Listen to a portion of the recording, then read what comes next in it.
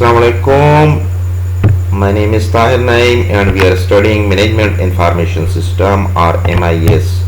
So far we have covered 23 lecture and today is our lecture number 24. In this lecture we will study supply chain management and ERP or enterprise resource planning. So this is all about what is supply chain management and enterprise resource planning. This is outline of our today lecture. First we will discuss supply chain management, then we will discuss integrating systems, then we will discuss methods of integration, then we will discuss components of supply chain, then we will discuss types of supply chain, then we will discuss challenges to supply chain, then we will discuss business objectives and information technology or IT. Then we will discuss using ERP or enterprise resource planning software. Then we will study ERP compared to the integrated software.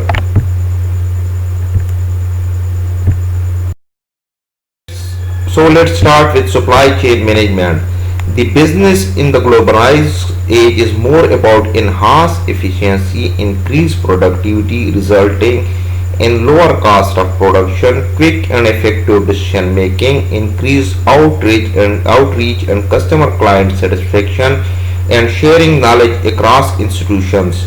This enables a business to become a more effective player in the free and extremely competitive global market. Globalization encompasses the concept of moving beyond the geographical boundaries of a country and using technological advances to maximum advantage for the business. The internet and web technologies have brought new dimension to doing and managing business. Obviously, every business has some inherent risk. So does e-commerce. As far as management information system for businesses are concerned, these two have undergone major changes, particularly with the availability of internet. Today we are talking of the end of we are talking for the end-to-end solution for businesses like enterprise resource planning or abbreviated as ERP. The customized integrated software approach becomes an enterprise resource management software for which management information system is integral part. The generic version requires that your business system and process must be aligned exactly in accordance with its design. This gave rise to concept of BPR. The versions were too expensive to be modified and it was deemed that it would be cheaper to realign the business process. BPR is not a simple redesign of certain input forms but involves changes practice of working. It involves changes in human thoughts and approach to their routine mundane task. The ERP approach, essentially meant for a highly computerized society, assumes that for it to be used from one end of the business to the other, everyone is connected and uses computer. There lies a major challenges to make a system success in developing country like Pakistan and raises question in terms of financial viability and sustainability. Integrating system. All system are interfaced with one another. The input is one system automatically updating the data in other relevant system. We thus observe simultaneous data sharing between various systems and simultaneous execution of different business processes. For example, a confirmed sales order received by the sales department from the customer will, once entered into the sales system, automatically provide data input to the stores, packaging, shipping and possibly the production system, thus ensuring that all relevant departments are notified ready for necessary action simultaneously. So here is the example that this is the integrated software. So the integrated software is connected to supplier, user, while customer. So whenever customers make a purchase or order, so integrated software updates all the relevant departments and updates the record. So it will be known to supplier as well as the user that customer has confirmed an order. So integrated software system is basically integrating all the elements or components of the business processes and those people who are involved in this business process. Methods of integration. Information can be integrated in the following ways: connect existing modules or system, use supply chain management or SCM software, using ERP software. First of all, we'll study use connecting existing modules or systems. The basic concept is to maximize the use of existing system and minimize the changes in them. Good integration allows the addition of new application to existing ones and connection of a system to intranet and internet. This approach extends the life of application and saves a tremendous amount of money. However, connecting existing system may be difficult and expensive in many cases. Old systems were built and developed over a number of years encompassing technologies and platform for various specifications. So basically, in connecting, whenever we integrate the system by updating existing system or models, or we connect it. So basically, the system is not changed while using the existing system. It is connected to the new system. Using SCM software. Supply chain management is the process of planning, implementing and controlling the operations of the supply chain with the purpose to satisfy the customer requirement as efficiently as possible. Supply chain management spans all movement and storage of raw material, work in process inventory and finished goods from point to point origin and point to point consumption. In literal terms, supply chain refers to the flow of material from their sources or supplier to the company and then inside the company for the processing. Today the concept is much broader, including flow of material, information, payments and services from the suppliers to the factories and warehouse to the end customer. This reduces uncertainty and risk in supply chain, thereby positively affecting inventory levels, cycle time and business process. So basically, supply chain management helps us in planning, implementing and controlling all the functions of the supply chain. So it will fulfill the requirement of the user efficiently as possible. Components of supply chain. The concept of supply chain can be divided into three major parts. First is upstream supply chain segment.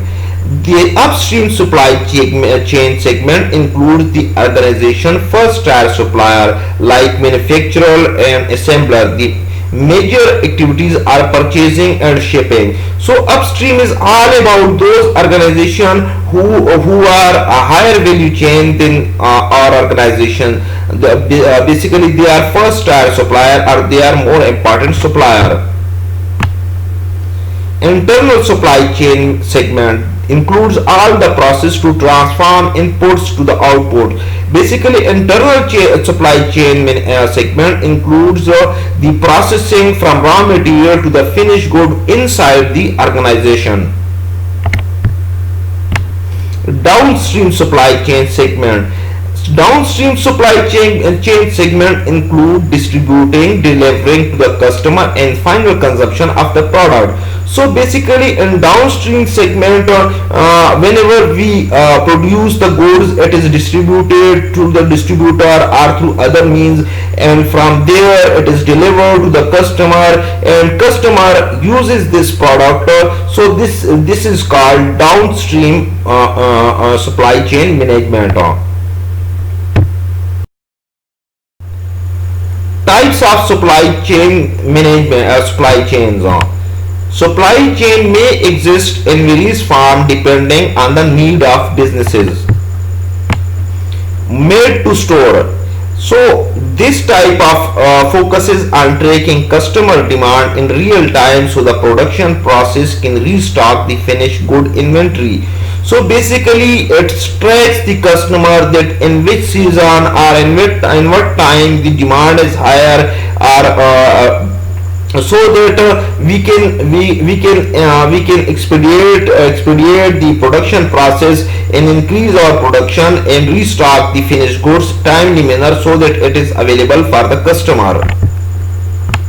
Continuous replenishment.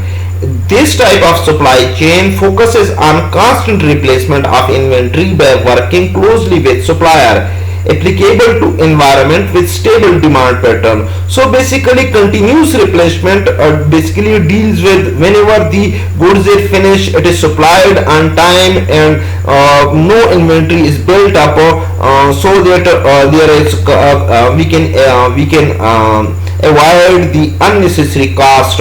So we in this system we have to work very closely with supplier so that we know that the supply of our supplier is about to be finished. Build to order. This type of supply chain focuses on careful management of components, inventories and deliveries of needed supplies along with supply chain. A solution to this potential inventory problem is to utilize many common components across several production lines in several locations. Challenges to supply chain. There are usually two major sources of challenges to supply chain. First, the uncertainty faced. So this is that we don't know what uncertainties are. So if demand forecast, because the demand is always uncertain, we try to forecast the demand but it may be possibly prove us wrong. So this is the uncertain factor which is a major challenge to supply chain. Competition. So basically we don't know what competitors are doing or what product they are bringing about to bring to the market and how the user will receive this product. So basically we don't know about the competitors. So competition is always in uncertain because it can go horribly wrong if deviating or playing for the competition. Weather condition. So weather condition we can predict up to a certain extent how weather will be, but there may be change suddenly within the span of days or weeks. So basically weather is uncertain, uncertainty that is challenge to supply chain. So a lot of product depends on the supply chain. I will give you the example of winter. So if we are expecting, we are bringing in winter clothes and there are abnormal weather which is not too hot, then it's an uncertain changes to uncertain challenge to the supply chain. Technological development. So technological development is basically what technology will available from what certain aspect of time. So technological challenges also very operational for the supply chain. So this is the uncertainty faced by the supply chain. So the second is the need to coordinate several activities. So this is all about coordination.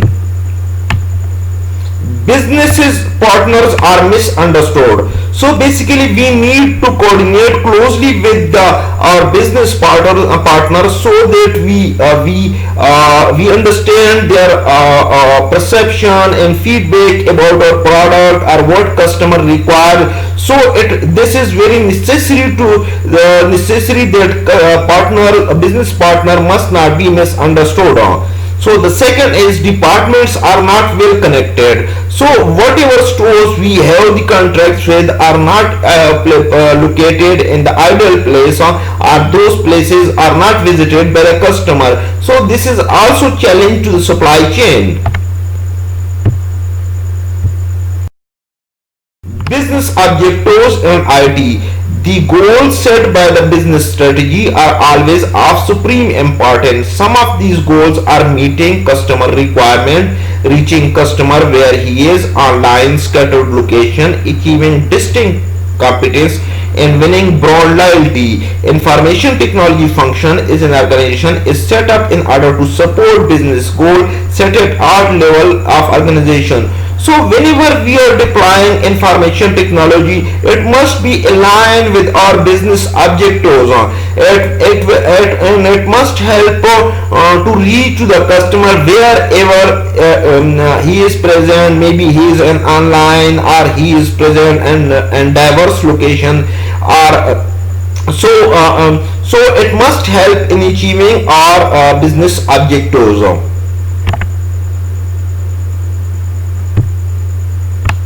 IT objectives should be fixed according to the business needs of organization. Then this helps an efficient use of IT resources for the achievement of business objective. So the information technology must help us in achieving the business needs of the organization, and it should help us in efficient use of information technology to achieve the business objectives. Using ERP software. ERP is an abbreviation for Enterprise Resource Planning. Resource and planning may seem a least relevant, but most part is enterprise, since software aim to take enterprise level view of the entire organization. So basically ERP gives us the whole organizational view of the business. ERP, or Enterprise Resource Planning, is an industry term for the broad set of activities supported by the multi-module application software that helps a manufacturer or other business manage the important parts of his business, including product training, product parts purchasing, maintaining inventories, interacting with suppliers, providing customer service, and tracking orders. So basically ERP, or Enterprise Resource Planning, helps us in every aspect of the process of the organization, like if we are planning for launch of certain products, or we are purchasing certain parts from different vendors, or maintain how much inventories must be maintained, or how we should interact with supplier, or what are the customer better organized customer service and tracking orders. There are some reasons attracting companies to take up ERP. Planning operation. So basically ERP helps us in the planning the operation, integrating customer related information, order tracking with customer database, inventory and shipment at different locations. Standardize HR information. A company with multiple business units will require a comprehensive and all-encompassing method of locating employees and communicating with them. Integrated financial information and analysis. Monitoring the operation, including those of sub-vendors and manufacturers. Standardization analysis of financial and non-financial information for decision making regulation. ERP compared to integrated software. So the concept of ERP is that integrated software, the integrated software is defined as a software package that combines many applications in one program. So basically integrated software, is we have discussed in previous slides, that integrated software connect the different components of enterprise and produce it as one program. These utilities are an integral part of the software. Integrated packages can move data among several programs utilizing common command and file structure. In fact, there are multiple applications using the same data simultaneously. An integrated package is recommended when identical source of information is to be used for varying purposes and activities. Customized integrated software lays stress on meeting the needs of organization without causing changes or too much changes in the business process. ERP, on the other hand, incorporate industry best practices. Thus, ERP are generic solutions requiring business process changes. The presence of best industry practices make ERP a highly generic software.